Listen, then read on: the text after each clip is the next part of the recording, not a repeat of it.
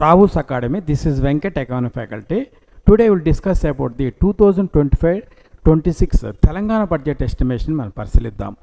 చూడండి, తెలంగాణ బడ్జెట్ని 2025 మార్చి 19th morning 11 o'clockని బట్టి Vikramarka deputy chief minister of Telangana state ప్రవేశపెట్టారు అన్నమాట. చూడండి, ఈ బడ్జెట్ ఎస్టిమేషన్ అంటే ఏంది? రాబోయే ఆర్థిక సంవత్సరంలో రాబోయే ఆదాయాలు మరియు వ్యయాలకు సంబంధించిన లిఖితపూర్వక కోశ నివేదికనే బడ్జెట్ ఎస్టిమేషన్ అంటాం. అంతేకాకుండా బడ్జెట్ అంటే ప్రభుత్వం అన్ని రకాల ఖర్చుల్ని, అంటే రెవెన్యూ ఎక్స్పెండిచర్ మరియు క్యాపిటల్ ఎక్స్పెండిచర్ లాంటి అన్ని రకాల ఖర్చుల్ని కలిపితే దాన్నే మనం బడ్జెట్ ఎస్టిమేషన్ అంటాం. మరి ఈ 2025-26 తెలంగాణ బడ్జెట్ ఎస్టిమేషన్ ఎంత అనేది చూద్దాం. ఇక్కడ 3,04,965 crores అనేది టోటల్ బడ్జెట్ అన్నమాట. చూడండి, ఈ బడ్జెట్లో ముఖ్యమైన అంశాలు అంటే పథకాలు, ఏ పథకానికి ఎంత కేటాయించారు, లోట్లు, వాటి గురించి ఇప్పుడు మనం స్టడీ చేద్దాం. లో అత్యధిక ప్రాధాన్యత అనేది 6 గ్యారెంటీలకి ఇవ్వటం జరిగింది. మరి 6 గ్యారెంటీలకి ఈ బడ్జెట్ ఎస్టిమేషన్లో ఇక్కడ 56,084 crores అని కేటాయించడం జరిగింది. మరి దీంట్లో మనకి రైతు భరోసా తీసుకుందాం. ఈ రైతు భరోసాకి 18,000 crores అనేది కేటాయించడం జరిగింది.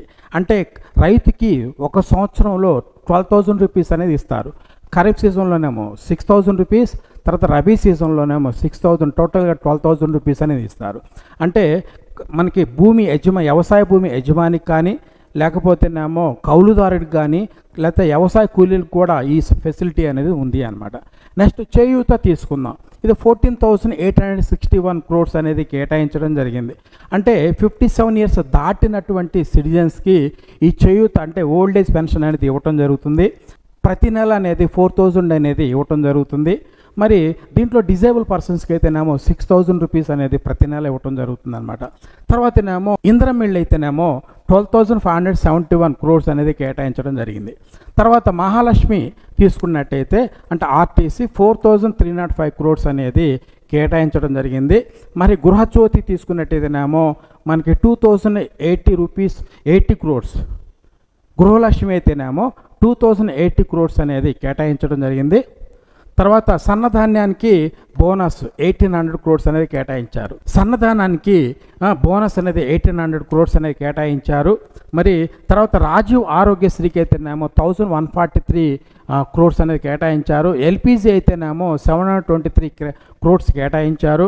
మరి ఇందిరమ్మ ఆత్మీయ భరోసా 600 crores అనేది కేటాయించడం జరిగింది అన్నమాట. మరి దీంట్లో మనకి ఇక్కడ 5 లక్షల మందికి యువతకు వికాసం, ఇది ఎంప్లాయ్మెంట్ జనరేషన్ పథకం అన్నమాట. దీనివల్ల 5 లక్షల మంది నిరుద్యోగులకు ఉపాధి కల్పించడం జరుగుతుంది.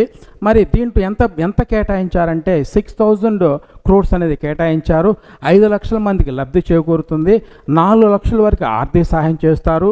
తర్వాత దీంట్లో ఎస్సీలకి అయితేనేమో 2,000 crores, మరి బీసీలకి అయితేనేమో 1,800 crores, ఎస్టీలకి అయితేనేమో 1,360, తర్వాత మైనార్టీలకి 1,840 crores, మొత్తం కలిసి మనకి 6,000 crores అనేది ఈ బడ్జెట్లో కేటాయించడం జరిగింది. నెక్స్ట్ April 5th వరకు ఈ పథకానికి అప్లై చేసుకోవచ్చు. మరి కంప్లీషన్ అనేది May 13th నాటి కంప్లీట్ అవుతుంది అనమాట. తర్వాత ఏమో తెలంగాణ ఫామ్ అయిన రోజున ఈ లబ్ధిదారులకి వాళ్ళకి డాక్యుమెంట్స్ అనేది డిస్ట్రిబ్యూట్ చేస్తారు అన్నమాట. నెక్స్ట్ ఇక్కడ చూడండి, కళ్యాణ లక్ష్మికి పెరిగిన కేటాయింపులు అన్నమాట. మరి ఈ కళ్యాణ లక్ష్మికి కేటాయింపులు అనేది ఎలా ఉండేనో చూద్దాం. ఏంటి అని అంటే ఎస్సీ, ఎస్టీ, బీసీ, మైనార్టీ ఆడపిల్లలకి పెళ్లి నాటికి ఆర్థిక సహాయం అనేది తెలంగాణ ప్రభుత్వం ఏర్పాటు చేస్తుంది. 1,116 రూపాయలు అనేది ఇస్తారు అన్నమాట. మైనార్టీస్కి అయితేనేమో ఎక్కువ అమౌంట్ అనేది ఇస్తూ ఉంటారు. సరే, ఇక్కడ చూద్దాం. మరి బీసీలకి ఎంత అమౌంట్ కేటాయించారంటే 2,173 crores అన్నమాట. అంటే గత బడ్జెట్ కంటే దీంట్లో కొంత ఒక 2 crores అనేది తగ్గింది. ఎస్సీ తీసుకున్నట్టయితేనేమో 600 crores, తర్వాతనేమో ఎస్టీ అయితేనేమో 260 crores, మైనార్టీ అయితేనేమో 650 crores అనేది కేటాయించడం జరిగింది. నెక్స్ట్ ఇక్కడ మనకి సంక్షేమ పథకాలు అంటే ప్రజా సంక్షేమం కోసం అత్యధికంగా కేటాయింపులు చేయటం జరిగింది. ఎస్సీలకి అయితేనేమో 40,232 crores కేటాయించారు. మరి ఎస్సీలకి అయితేనేమో ఎస్టీలకి అయితేనేమో 17,129 క్రోడ్స్, మరి బీసీలకి అయితేనేమో 11,405 క్రోడ్స్, తర్వాతనేమో శిశు సంక్షేమంకి అయితేనేమో 2,862 క్రోడ్స్, మైనార్టీకి అయితేనేమో 6,591 క్రోడ్స్. రాజధాని ప్రగతికి రాచబాట. హైదరాబాద్కి మనకి కేటాయింపులు అనేది బడ్జెట్ ఎస్టిమేషన్లు ఎలా ఉన్నాయనేది మనం పరిశీలిద్దాం. వీటిలో మనకి జలమండలికి 3,385 క్రోడ్స్, అదేగా జిహెచ్ఎంసీ అయితేనేమో 3,103 క్రోడ్స్. అదే మూసీ అభివృద్ధికి, మూసీ నది అనేది బ్యాట్స్మెన్ వస్తుంది కాబట్టి దాన్ని డెవలప్ చేయడానికి 1,500 క్రోడ్స్ కేటాయించారు. మరి మెట్రో రైల్కి అయితేనేమో 1,150 క్రోడ్స్ అనేది కేటాయించడం జరిగింది.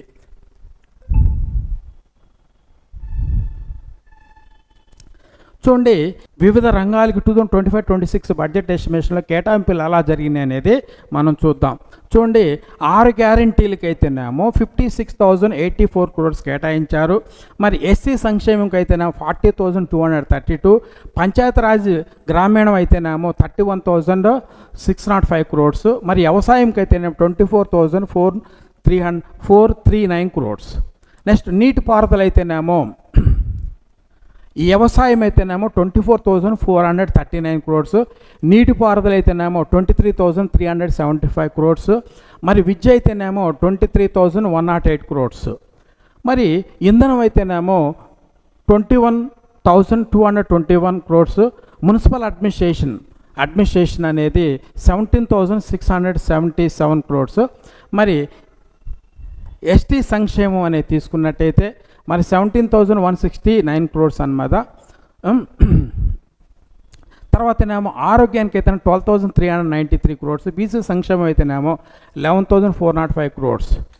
మరి ఇక్కడ మహాలక్ష్మి పథకానికి అయితేనేమో 4,305 క్రోడ్స్, మైనార్టీస్కి అయితేనేమో 3,591 క్రోడ్స్.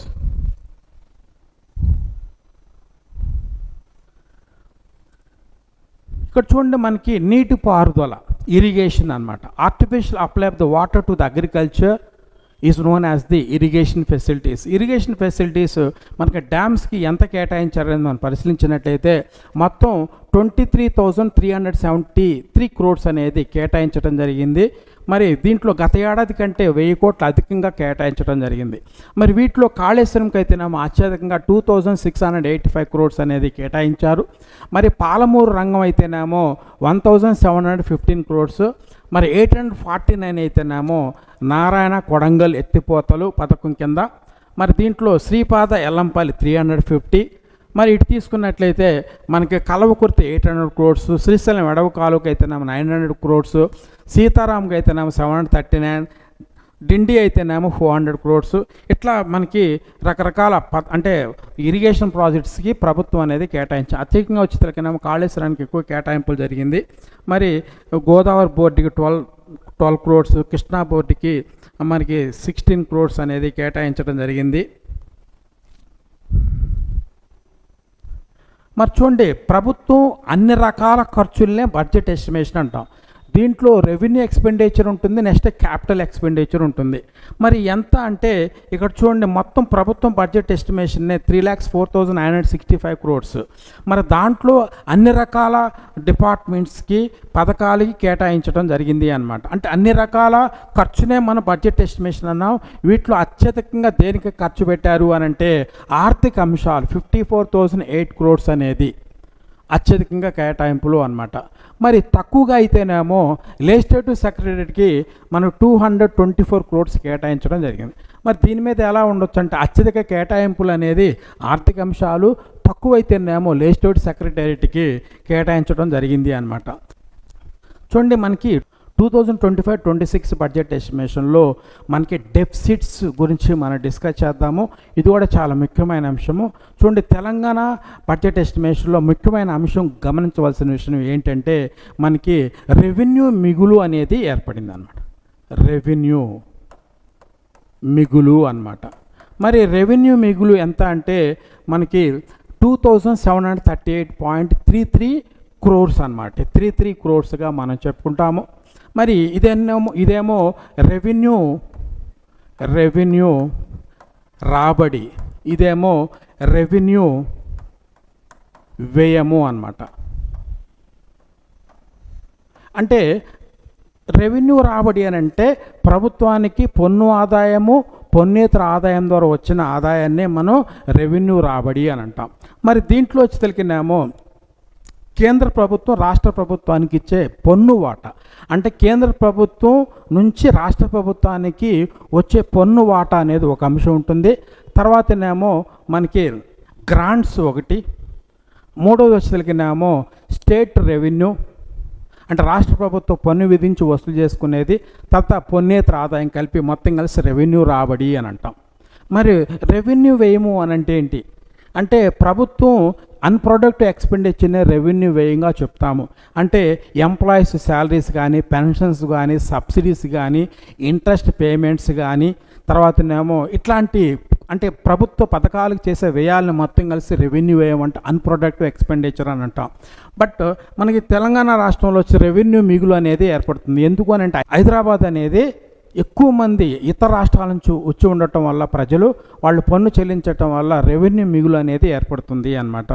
సో నెక్స్ట్ వస్తువులకినేమో మనకి కోశ లోటు అన్నమాట. దీన్నే మనం ఫిస్కల్ డెఫిసిట్ అని అంటాం. ఫిస్కల్ డెఫిసిట్ అని అంటాం. సో ఫిస్కల్ డెఫిసిట్ అని అంటే మొత్తం వ్యయము, నెక్స్ట్ మొత్తం రాబడి అని చెప్పుకుంటాం. ఓకే, అంటే మొత్తం రాబడి అని అంటే దీంట్లో రెవెన్యూ రాబడి ఉంటుంది, మూలధన రాబడి ఉంటుంది. మనం రెవెన్యూ రాబడి గురించి చెప్పుకున్నాం. ఏంటి అంటే కేంద్ర నుంచి వచ్చేటువంటి పన్ను వాటా ఒకటి, తర్వాతనేమో కేంద్ర ప్రభుత్వం ఇచ్చే గ్రాంట్స్లు కానీ, తర్వాత రాష్ట్ర ప్రభుత్వం కలెక్ట్ చేసే ట్యాక్సెస్, నెక్స్ట్ పన్నేతర ఈ 4 అంశాలు కలిపితే మనకు రెవెన్యూ రాబడి అని అంటాం. మరి మూలధన రాబడి అంటే మూలధన రాబడి అని అంటే మనకి రుణాలు సేకరించడం ద్వారా కానీ, ప్రభుత్వ రంగ సంస్థల నుంచి లాభాలు రావటం, లేక ప్రభుత్వ ఆస్తులు విక్రయించడం ద్వారా వచ్చిన వాటిని రెవెన్యూ రాబడి అని అంటాం. అయితే ఈ రెవెన్యూ రాబడిలో మనకి ఇక్కడ కోశలోటు అనే అంశంలో మొత్తం రాబడిలో ఉన్నటువంటి మూలధన రాబడిలో మనకి రుణాల ద్వారా వచ్చిన ఆదాయం అనేది కలపరు. ఇది విషయాన్ని మనం గుర్తుపెట్టుకోవాలి. సరే, మొత్తం వ్యయం అంటే ఇక్కడ revenue expenditure, next capital expenditure plus capital expenditure. So ఈ రెవెన్యూ ఎక్స్పెండిచర్, క్యాపిటల్ ఎక్స్పెండిచర్ కలిపితే మొత్తం కలిసి టోటల్ ఎక్స్పెండిచర్ అని అంటాం. మనం already revenue expenditure unproductive expenditure అని, క్యాపిటల్ ఎక్స్పెండిచర్ అంటే మనకి రాష్ట్ర ప్రభుత్వానికి ఆస్తులు సృష్టించే వాటిపై పెట్టే పెట్టుబడులనే మనం ఏమంటాము రెవెన్యూ క్యాపిటల్ ఎక్స్పెండిచర్ అని అంటాం.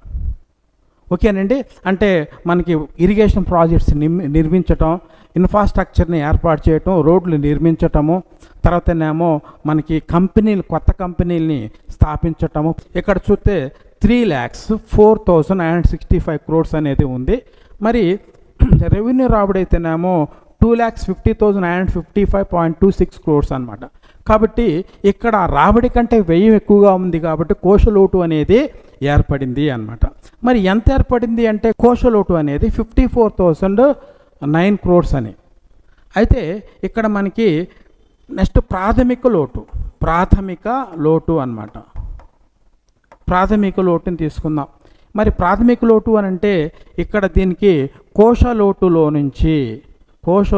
నుంచి తర్వాతనేమో మనకి వడ్డీ చెల్లింపులు తీసివేస్తే ప్రాథమిక లోటు అనేది ఏర్పడుతుంది. ఓకేనండి, మనకి ఈ ప్రాథమిక లోటు ఎంత అనేది చూద్దాము. మనకి 34,640 crores అనేది ప్రాథమిక లోటు కనబడుతుంది. మరి వడ్డీ చెల్లింపులు అయితేనేమో 19,369 crores, తర్వాతనేమో కోశలోటు అయితేనేమో 54,009 crores అనమాట. మరి కోశలోట్ల నుంచి వడ్డీ చెల్లింపులు తీసివేస్తే ఏర్పడినదే ప్రాథమిక లోటుగా మనం చెప్పుకుంటాం. ఓకేనండి, సరే, ఈ ప్రాథమిక లోటు మనకి కోశలోటు అయితే రెవెన్యూ మిగులు అనేది ఏర్పడింది అన్నమాట మనకి.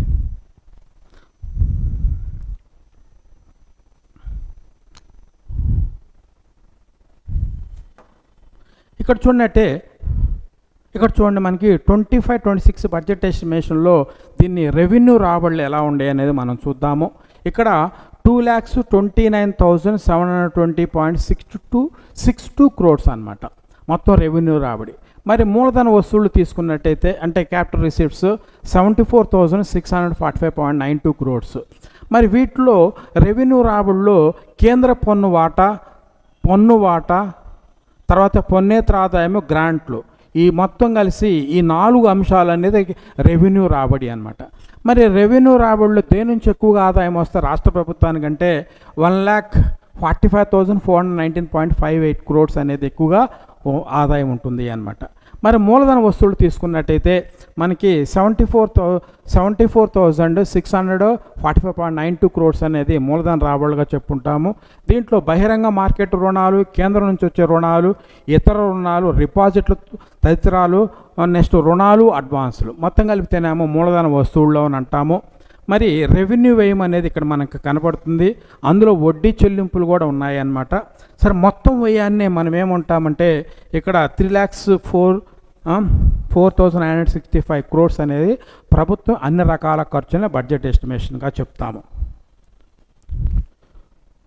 చూడండి, రావుస్ అకాడమీలో civil service group 1 group 2 classes already start అయినాయి. ఇక్కడ కోచింగ్ అనేది ది బెస్ట్ కోచింగ్ ఇవ్వటం జరుగుతుంది. ఇక్కడ అంతా సీనియర్ ఫ్యాకల్టీస్ క్లాసెస్ చెప్తారు. వెంటనే ఎన్రోల్ కండి, మీరు మంచి జాబ్ సాధించండి. Welcome, thank you.